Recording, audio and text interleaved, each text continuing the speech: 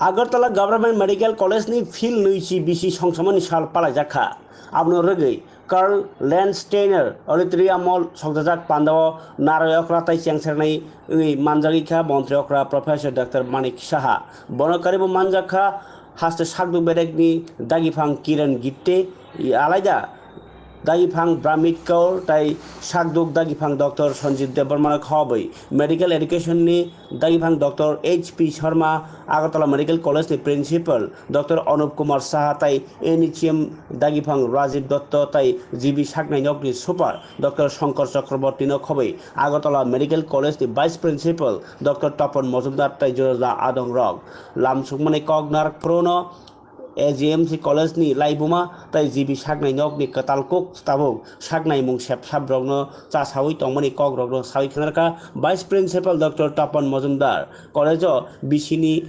Jotonislai Kaham Amjugmungo Pass Khaine Rogno Bahino Dr. Poritore Rogno Sokadjaka o Pandari Bisinte Narwali Rogni Yaktoi হয়ে গেল Agartala government medical কলেজে একসাথে এখানে Agartala government medical college এবং Tripura medical college শুরু হওয়ার কথা ছিল 2005-এ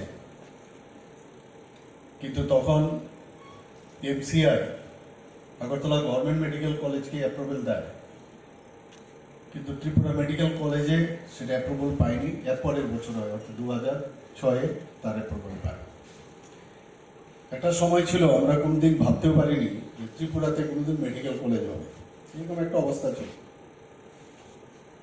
কিন্তু চেষ্টা থাকলে সব উপায় হয় সেটা আমাদের চোখের সামনেই হয়েছে আমরাও লিয়েন নিয়ে ত্রিপুরা মেডিকেল কলেজে আমরা গেছি আর যারা এখানে অ্যাবজর্ব হয়েছে এখন আমার মনে আছে যারা এই মেডিকেল কলেজকে তৈরি করার ক্ষেত্রে যাদের অবদান তাদেরকে কিন্তু সবসময় মনে রাখা উচিত কি হবে সম্ভব হবে কিনা এই কলেজ সামনের দিকে এগোবে কিনা একটা সন্দেহ কিন্তু ছিল এবং শুরুর দিকটায় এই সমস্যাটা হয় আজকে এখানে এত ভালো লাগলো আমার এক দুজন যারা স্টুডেন্ট আছে যখন এখানে ওরাদের সার্টিফিকেট নিতে আসলো তাদের ভালো রেজাল্টের জন্য দেখলাম কয়েকজনের এত বেশি পপুলার যে হাততালির মাধ্যমে সমস্ত স্টুডেন্ট থেকে দেখলাম যে নিজেকেও আমি দেখলাম যে আমাদের সময়েও এগুলো হতো তো এটা একটা মানে চড়াই বেতি আমরা বলি the show must go on তো এটাও কিন্তু মিরর আবার আমরা দেখতে পেলাম এখানে যারাই এখানে বসে আছি সবাই যার এখানে ইঞ্জিনিয়ারিং করেছেন কিন্তু বাকি মেডিকেলের সব এখানে তো সবাই তার যে পুরনো স্মৃতিগুলো আজকে আমরা কিন্তু দেখতে পেলাম পড়ার ফাঁকেও সিলেবাসের বাইরেও এটা একটা লাইফ যে আজকে 20 যে ফাউন্ডেশন ডে এজেন্সি সেটাকে পালন করার মাধ্যমে পুরনো স্মৃতিকে যারা এই কলেজকে তৈরি করতে সাহায্য করেছে তাদেরকে স্মরণ করা যারা সিনিয়ররা ছিল তাদের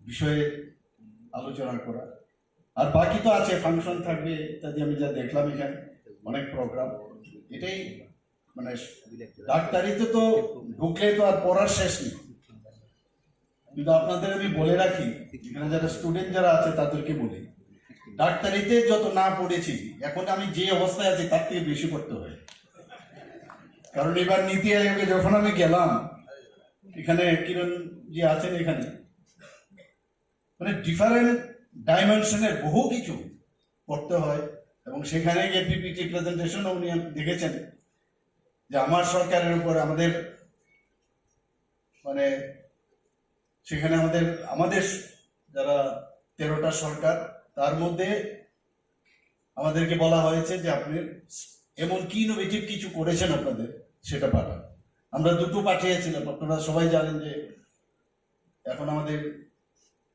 গভর্নেন্সের উপরে আমি একটা প্রেজেন্টেশন আমরা তৈরি করেছিলাম যে ত্রিপুরা একমাত্র জায়গা যেখানে স্টেট অফিস বিধানসভা তো আছেই ক্যাবিনেট থেকে আরম্ভ করে স্টেট থেকে আরম্ভ করে ডিস্ট্রিক্ট এবং আমাদের সাব ডিভিশনাল এবং ত্রিস্তরীয় পঞ্চায়েত পর্যন্ত অফিস হয়ে গেছে এটা আর কোথাও কোনো ইয়ে থাকে তার একটা আমরা প্রেজেন্টেশন পাঠিয়েছিলাম তো আমরা বললাম এটাই হবে, কিন্তু দেখা গেল পরবর্তী সময় আরেকটা আমরা আমার সরকারের উপর আমরা পাঠালাম, সেটা অ্যাকসেপ্ট হয়ে গেল, মাত্র 5টা অ্যাকসেপ্ট হয়েছে আউট অফ 13।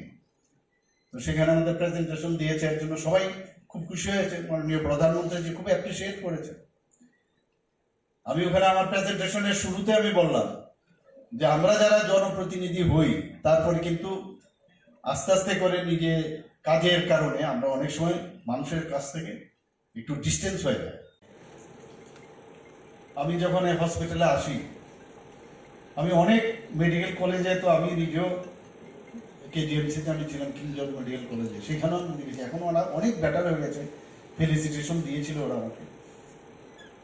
কোনো অংশে আগরতলা গভর্নমেন্ট মেডিকেল কলেজে ইনফ্রাস্ট্রাকচারালি বলুন, সব দিক দিয়ে এখন কোনো অংশে যে কোনো মেডিকেল কলেজ থেকে কোনো অংশে কম না।